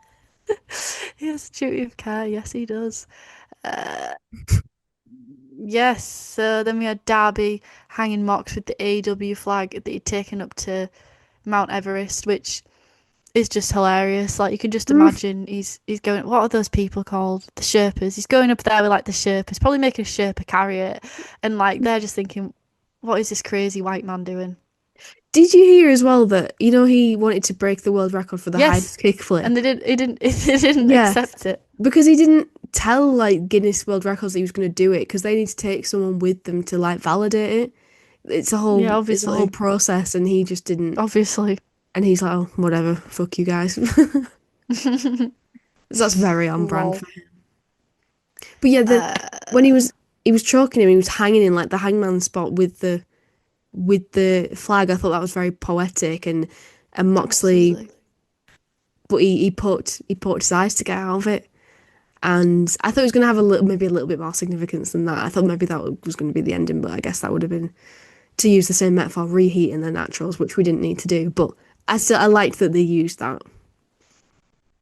Yeah, they had Mox whipping Darby, and Oof, a lot of brutal. Mox's offense throughout this was like punishment, but not in the respect of when you see these kind of I Quit matches or street fight matches. It's like you want to hurt your opponent because you hate them. Like when you think of the Texas Death Match, right, with Swerve and Hangman, it's about I want to fucking hurt you. So my point being, this wasn't that. This was I want to punish you because I want you to understand something. And it wasn't the offense he was using, which I guess is also the nature of an I Quit match, is like you want to push that person to the limit. But it wasn't, I'm going to set up a table.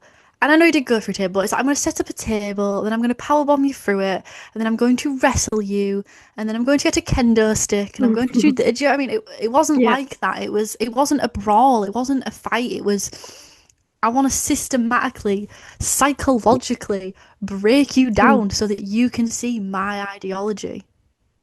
That's so true. That's so true. And that's what made it better than, well, if you're comparing it to something like Swerve versus Hangman, I mean, that was like top of the very list of these types of matches, but not, It's different yeah, though. It's different to that. it's entirely It's him. different. It's entirely different, and that makes it just stands out on its own, and it's in its own category.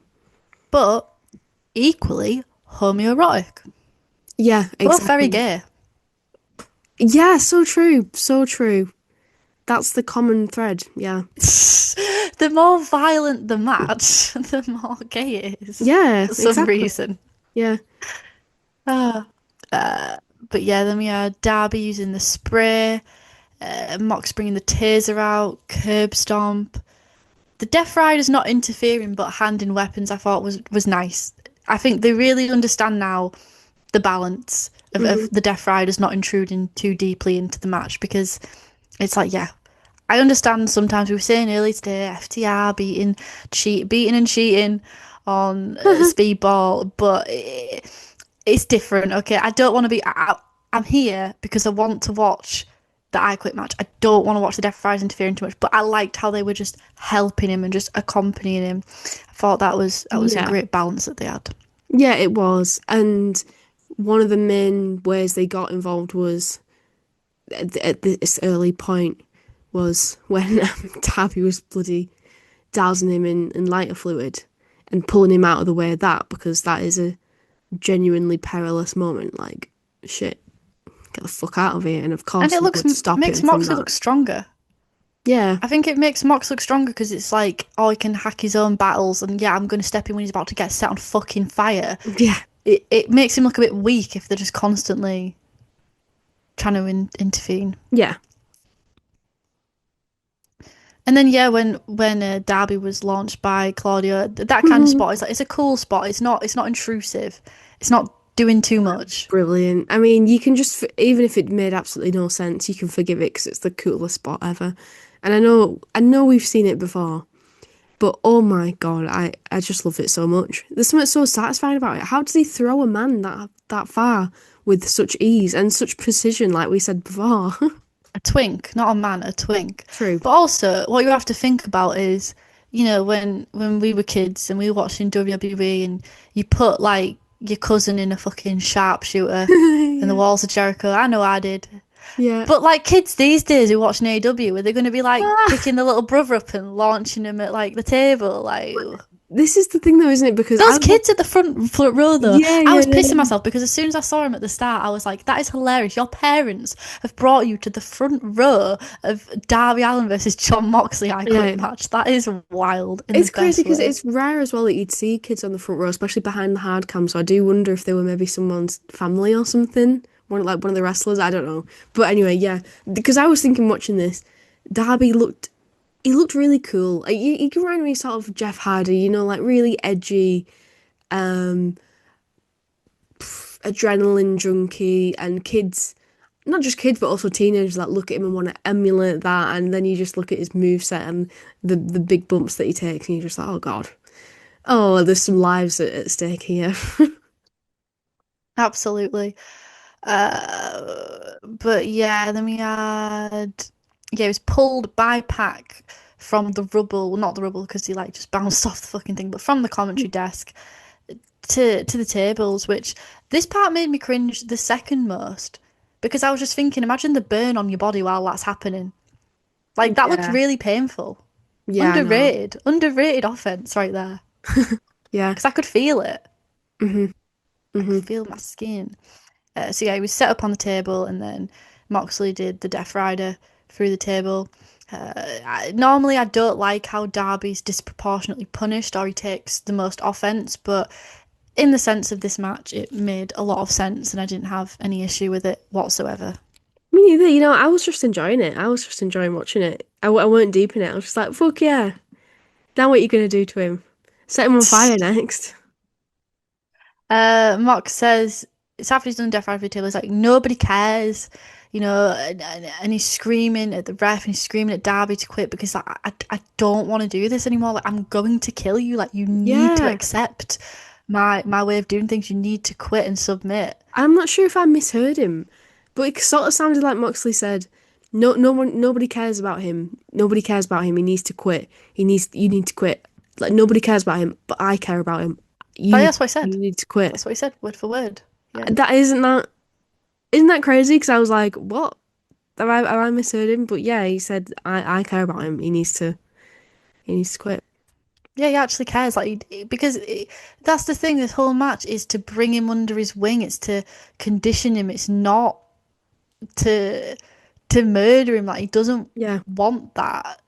He's fascinated with Darby because he sees himself in 100%. Darby, and he wants to like course correct him and be his George Michael father figure. So yeah, then the Death Riders get the Get away. aquarium out, which at first I thought they were gonna be leeches or something. I thought they were gonna be like piranhas or some shit. Oh, that would have been fucking badass. Or like, I was just these aren't deadly at all, but those little fish that nibble on your dead skin on your feet. Yeah, like a turkey fish tank Yeah, type vibe. like That was I'm a mad. That celebrity that was the moment. trend in 2010. Like those little fish biting the dead They skin off, were, and then weren't they they? disappeared. And that's when society collapsed. Well, if you go somewhere like somewhere in Spain, like on a cheap holiday, you see them there quite often. But Um, didn't people get like infections and shit from those? I swear. I did it once, right? When it was a kid in 2010. When I was a What were it kid in like? 2010, it just felt like they were sort of nipping at my Oh, it ain't for skin. me. It, Oh, it ain't for me. I don't want no fish near my feet. Oh no.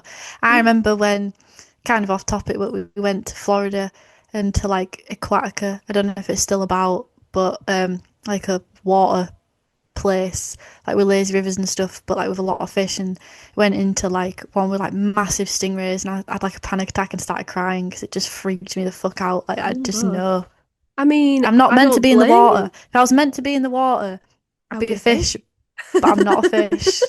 I'm a human being. I think that's valid because didn't a stingray kill Steve Irwin? So I'm not a jellyfish. no, that was a stingray.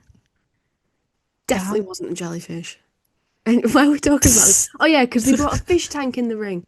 A fish Yeah, they brought tank. a fish tank. And they said it on comms, and again, it was another case of me thinking I misheard. They went, the Death Rider's bringing an aquarium in the ring. I was like, sorry, what do you mean by that? What do you mean by an aquarium? That would have been Sharks. heavy to carry as well, those big barrels of water. I know, right? Yeah. And I was quite impressed with Strength. how quickly they filled it up.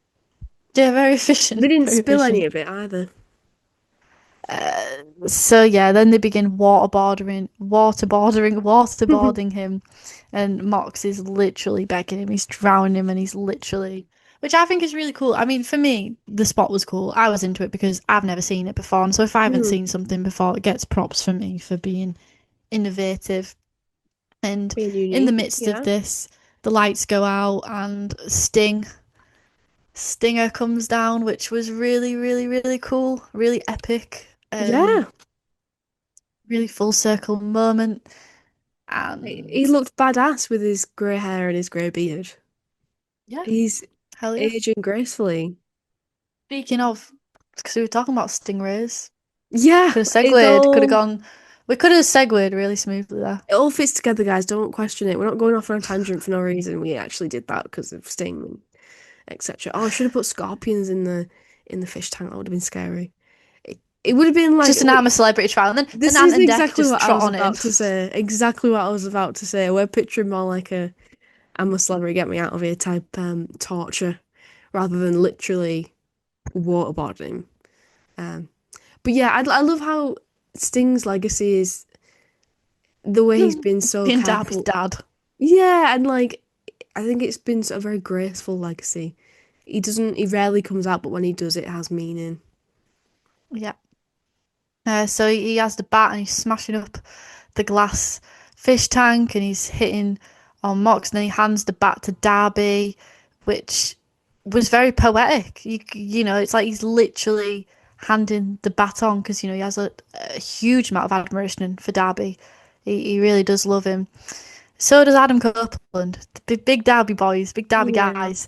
So yeah, that was sweet. And then he carried Shafir to the back because it was like, of course he'd carry him to the back. Like, of course he'd be classy. He wouldn't hit a woman. No. He wouldn't be hitting Marine Absolutely. Shafir in 2025. So that was fun. And then I really liked Mox in this moment because he reminded me almost of like a bull, like with his horns. He like had his head against the bat, and he was like, "Come on, like do it." And then we got the Scorpion Death Drop with Moxley wrapped in the flag, and then we got the Coffin Drop, and then the Scorpion Deathlock, which made Mox quit, and the shot ended with him holding the flag. And I wasn't mad at it. I think it made sense. I was like, what's it going to take for him to quit? But I think it made sense for Mox to quit in that moment because I think the difference between Mox and Darby is Mox knows when to quit. Like, Mox knows, Yes, Mox so has self true. preservation, That which is Darby so Allin does not true. have. Yeah, and that's a skill. That's Yeah, a it is life a skill. skill. Know when you've had enough. Know when to take a step back. Hell yeah, And brother. also that's a wrestling move. And the whole wrestling thing, that's what Moxley's been acting like he knows better than everyone else. Like, oh, I'm a wrestler. I'm a pure wrestler. I'm in it for the I love wrestling. I hate what wrestling's become. I'm trying to save it. But then that's what was his downfall in the end of this. Just a pretty simple wrestling move. Although I do think there was something to be said about the broken glass in the ring. I feel like maybe there could have been a little bit more with that to make that seem a bit more impactful. I mean, they briefly mentioned it on commentary, but I feel like it was a bit difficult to see it. Maybe if he'd like dragged him through it or like just Yeah, pretended to drag him through it. But I feel like as well it's quite powerful that Darby was able to be saved through the help of like one true friend, and it's like Mox had way more allies, but he couldn't stand tall. that's so fucking true. Yeah, it's like yeah, the support of one true friend, like you said, is way better than the support of it's quality over quantity, isn't it? And And also it's like like the different fatherhood, the different parenting styles. yeah, Sting's genital parenting. yeah, 100%. Um, and Moxley like getting desperate because suddenly he had nowhere to go, no one to turn to. Like all of his allies were gone, and similarly to the Hangman match, like he just found himself alone and desperate. Um, so yeah, I feel like the criticism for this match comes from people expecting more, like extreme blood and death-defying type of things, and I guess maybe I do understand that a little bit as a little bit of bloodthirst from myself. It would have been nice to see. But it was more psychological horror. Like that's what you Exactly. need to. It was a psychological horror, Yeah, it and wasn't also gore. points in this felt like a fucking saw trap. So I'm sorry. Mm. Like it was violent. Yeah, it was violent. The I crowd guess. can chant "This is murder." It's violent, Yeah. okay? Yeah, very true. I guess I guess it wasn't like there wasn't like loads of, I guess, like, to look at it from a WWE standpoint, a viral moment, a clippable moment. Do you know what I mean? Even there What are you on was, about? but We were drowned. yeah, I How know, was but that not like, They posted it. They posted because they post like the Instagram reels, and they had one of him being drowned. They had one of Sting returning. They had one of him getting his bloody finger pulled out by a skewer. yeah, What you're are these right. people on about? It's not viral. That's viral. You're right, but I guess thinking if I can compare it to something, um, the the steel cage at Forbidden Door and whoever it was who went off the top of that through like a million tables. You know, like a very visually Osprey. striking, yeah, Yeah, but high that's not spot, what the something match like was. that. It's not. No, exactly, it It wasn't. what it wasn't. Like I said, it wasn't a hangman swerve death match of spots and outdoing each other. My dick's bigger than yours. It was a father son BDSM role play. I don't know, man. It was something else. It was a saw trap. It was giving it was giving a lot of things. Yeah. And if it was avant-garde, it was cinema, it was indie cinema. It wasn't for the masses. It wasn't for the charts, it was for the arts. Oh my God, I love that. It's amazing. I guess some people were expecting it to be for the charts and Yeah, man, some people just want a pop hit, man. Some people just want a pop hit and they can't appreciate when a deep cut, like the cat I can't speak anymore, but yeah, they can't take a B side, that's the word. a B-side, yeah. Yeah. Well, I Just enjoyed want the this match. singles. I enjoyed Yeah, this man, me match. I too. would have liked. It I should have been just, some turkey fish. yeah, Those fish, they skin off your feet, then it would be 10 out of 10. yeah. So where are we landing on a rating for the whole show in general? What do you think? A 9. A 9, okay. So what do you Yeah. think is stopping it from being a 10? Just the predictability and the Yeah, yeah, yeah. the fact, but that doesn't make it bad. Like it's still a 9. It don't make it bad, but there just wasn't. It was one of those It was one of those pay-per-views. It's like a vehicle to the next pay-per-view. When you got a Things, yeah. pay-per-view every fucking month, which also I was thinking about. Do you remember when people were like, "Oh, AEW is going to have a pay-per-view every month, and they're going to go from 4 to 12, and it's going to ruin the business because there's going to be too much wrestling"? Do you remember when people used to say that? Mad, isn't it? It's crazy to look back at the complaints that people had. We just don't know how lucky we are. We Hashtag don't. blessed. But yeah, I agree with the 9 because of what you said. Yeah, it wasn't the big earth-shattering developments in stories, but there was a lot of little character beats that were important, and also the quality of wrestling was just superior throughout. I had a great time. It went very fast. I had a great time, and all the matches that I was looking forward to the most delivered. I suppose we should do our match of the night because we hadn't actually done that. My match of the Yeah. night is either the I Quit match or, do you know what? Going through it, Chris Statlander versus Tony Storm with an honourable mention to Takeshita and Okada versus Brodido just because I enjoyed the character work in that match. But yeah, that'd be mine. Yeah, I liked all of those as well. I'm gonna also add the Bucks and versus Jurassic Express to that list as Yeah. well. Um, classic. I think you said it when we were talking about classic AEW tag team match. Fantastic. But yeah, that's our review of Wrestle Dream. So do let us know what you thought in the comments. I do think that the I Quit match might have been a bit of a contentious match. So I'm interested in knowing people's opinions on that. And do you agree with our 9 out of 10 rating? And where do we think, where's AEW going from here? Where do we go from here? What's Onwards and upwards, baby. To Manchester, December 17th. I will be there. Continental Classic. Jay White return. Jay White winning it all. Let's go. yeah. Fuck yeah, we're talking Because that I into manifested Jack existence. Perry. I didn't show about Jack Perry every week, and then Jack Perry came back, and it was amazing. So I'm gonna manifest the same thing. 100%, White. as you should. And I think obviously the Estelle rub is huge. It does huge things for people's careers, so don't underestimate that. So I please, should be a scout. yeah, you actually should. Tony Khan, scout Estelle, and then I she should will be a scout everyone scout. else. Should be a writer. Should be a critic. All these things. Food reviewer. Because I always talk about food. Comedian. All the things, yeah, exactly. So I don't know if anyone in any sort of hiring capacity is into this, get in contact with us.